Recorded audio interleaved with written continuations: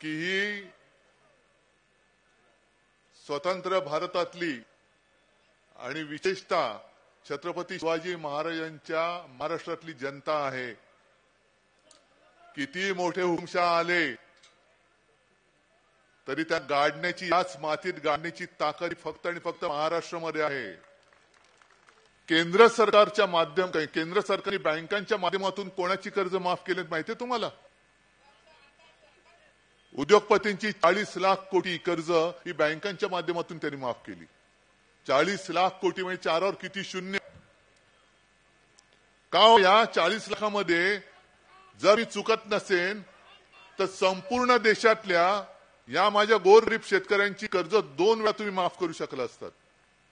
कारण देवेंद्र फडणवीस असं म्हणालेत मुंबईमध्ये की आता हे म्हणजे मी पुन्हा असं बोंबलायला लागेन की मुंबई वेगळी करणार. अरे मुंबई वेगळी करणार काय? तुमचा कोणी दिल्लीतला बाप येऊ नये तर कोणी हो, जो प्रयत्न करेल त्याचे तुकडे करू, हे शिवसेना मुखांनी सांगितलेलं आहे. पण देवेंद्र फडणवीसांनी सांगितलं की कोणाचाही बाप आला तरी मुंबई वेगळी करणार नाही. अहो तुम्हाला जिकडे माझा बाप चोरावला तुम्ही कशाला दुसऱ्याच्या बापाची आणि त्याच्या बापाची पळ करताय?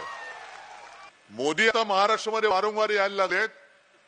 काय येळ करणार आहेत? हमी भाव देणार आहेत सोयाबीनला? शेतकऱ्याचं कर्ज माफ करणार आहेत? कदाचित घोषणा करतील की आमचं सरकार आल्यानंतर आम्ही शेतकऱ्यांचं कर्ज माफ करू. अडचणीत आल्यानंतर मला महाराष्ट्र आठवतो. ते भाजप किंवा मोदी अडचणीत आल्यावरती महाराष्ट्र आठवतो, पण महाराष्ट्र अडचणीत असताना कदा मोदी पंतप्रधान म्हणून या महाराष्ट्रामध्ये आलेले नाहीयेत. पण जिथून पैसा मिळणार तो पैसा मिळण्याचा प्रत्येक मार्ग हे गुजरातला नाही. मोदीजी तुम्ही देशाचे पंतप्रधान आहात, गुजरातचे आहात. आज जे मोदी सांगतायत की मला आता 10 वर्ष झाल्यानंतर आता मला देश सामर्थ्यवान करायचं, मग 10 वर्ष काय तुम्ही सगळे गवत उपटत बसला होत? आज सकाळी तिकडे गोळीबारामध्ये एक शेतकरी तरुण 21 वर्षाचा पोर तो मृत्युमुखी पडला. 21 वर्षाच्या पोरावरती अन्नदाता म्हणून ज्याला आपण खरं डोक्यावरती घ्यायला पाहिजे त्याला गोळ्या घालतात. बरं मध्ये अमित शहा काय बोलले की आम्ही निवडणुकीपूर्वी सीए लावणार. तुम्ही एकदा शेतकरी काय बोलताय, एकदा सीए काय बोलताय, पण थोडं तुलना नीट लक्षात घ्या. सीए म्हणजे काय?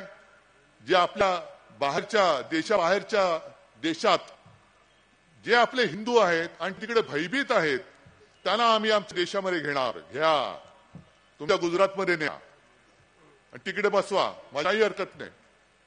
पण इतर देशातले हिंदू तुम्ही आमच्या देशात घेणार असाल तर माझ्या देशात शेतकरी देशाच्या राजधानीत काय येऊ देत नाहीत. पण एका बाजूला अन्नदाता येतोय, काय कशासाठी येतोय? का तुमची दिल्ली लुटायला येतोय? तुम्हीच जे सांगितलं होतं त्या की आम्ही तुम्हाला हमी भाव देऊ, ते उत्तरेतले शेतकरी केवळ त्यांच्या राज्यातल्या शेतकऱ्यांसाठी नाही, संपूर्ण देशातल्या शेतकऱ्यांसाठी लढतायत. बँकांचा तगादा लागलाय, सावकाराचा तगादा लागलाय, अमुक तगादा लागलाय. सरकार काय करत नाही? अरे सरकार काय करत नाही काय? सरकारला गुडघ्यावरती आणण्याची ताकद शेतामध्ये आहे. 1-1.5 वर्षपूर्वी या उत्तरेतल्या शेतकऱ्यांनी दाखवून दिलं. मोदीच तेव्हा पंतप्रधान होते. ते काळे कायदे आणल्यानंतर जो शेतकरी पेटून रस्त्यावर उतरला, मोदींना सुद्धा माघार घ्यावी लागली. ही माझ्या देशातल्या शेतकऱ्याची, माझ्या देशाच्या अन्नदात्याची ही ताकद आहे. आणि तुम्ही अन्नदाते आहेत, तुमची ताकद तुम्ही हरवून का बसता? पण सत्यपाल मलिकांनी घोटाळ्याचा आरोप केला, त्याच्या चौकशीसाठी तुम्ही त्यांच्या घरी जर ईडी सीबीआय पाठवत असाल तर त्या सत्यपाल मलिकनी पुलवामाचं जे तुमचं भंड फोडलं होतं त्याच्याबद्दल खुलासा का करत नाही?